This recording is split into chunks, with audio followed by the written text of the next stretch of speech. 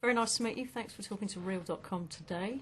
A Christmas Carol is nearly 200 years old. What do you think is its timeless appeal?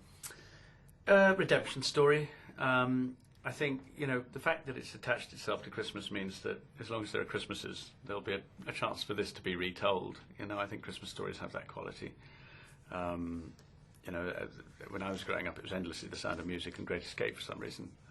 Or Chitty Chitty Bang Bang for me, yeah. as far as I was concerned. Well, I think that people like a bit of repetition. It's reassuring. It's like having, you have a particular Christmas dinner, you have a particular Christmas ritual, you open your stockings. The same thing's supposed to happen, and I think this story being told is one of those really. And also, it's the fact that we see a horrible old man transformed into a lovely old man.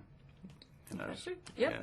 Jim Carrey gets to play Scrooge. Everybody, yes. And absolutely everybody. You get to play one person who's incredibly cheery, in fact quite irritatingly so. For you, what is good and bad about Fred? Well, I mean, if you had to have someone round for Christmas Day, I don't think you'd invite Scrooge in reality, probably, and certainly not early Scrooge. I think it's a story that almost celebrates that kind of misery. Because I think it invites us to identify with Scrooge more than anybody else in a way. I mean, I think we identify with everybody. I mean, poor Bob Cratchit, anyone that's had a miserable boss that makes their life a misery, will identify with him. But I think that thing of, finding it all hypocritical and commercial and fake and false. I mean, we all have that moment, because Christmas does do that to us. It blasts horrible jingles at us, and someone's got a hideously misjudged novelty Christmas records every year. Yep. And then you become Scrooge immediately if that happens. And then, but in the end, you want to be Fred, really. I mean, you want it to be cheerful, and you want it to all be about family and love and all that. So you'd invite Fred around to Christmas tea? Yeah, as long as it didn't look like this one. Yeah. Yeah. Some people kind of cynically perceive performance capture acting as like standing up against a green screen, doing voiceovers.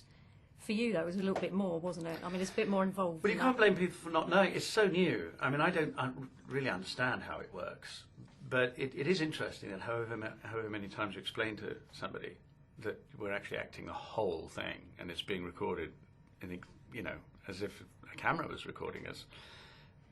You can spend half an hour talking about it, and they'll still say, yeah, but it must be a bit unnatural being in front of a green screen. It's not a green screen. Whatever one thinks of it all and its possibilities, and I think the possibilities are immense, it is a job for the actors. I mean, it's utterly dependent on the actors. We're actually animating everything. It's not a cartoonist doing the work.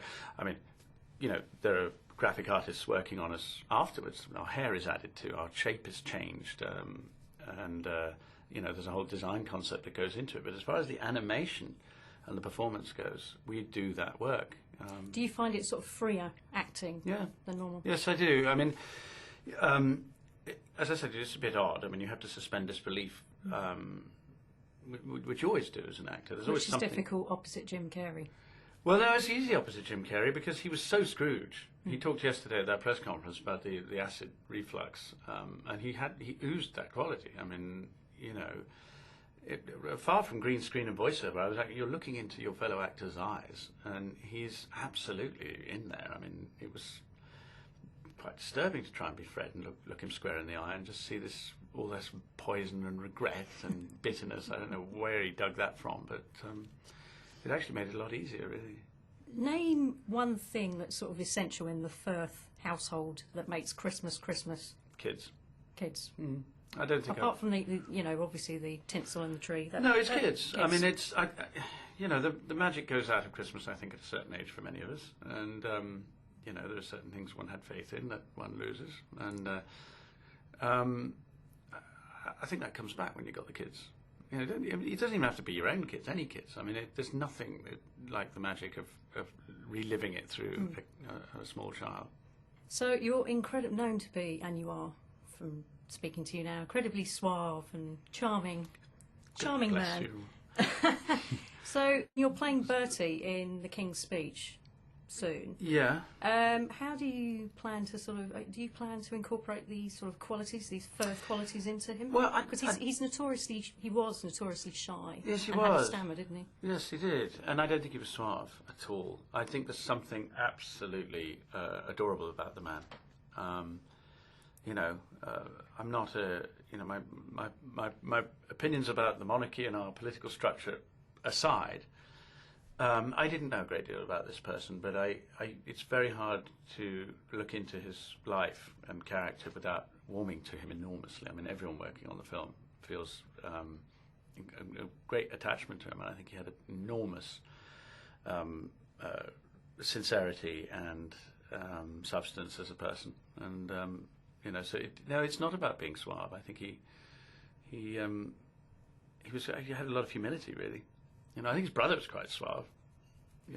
Hence. the Prince Charming. Yeah. Thanks very much for talking to us. It's been an absolute Pleasure. pleasure. Thank you.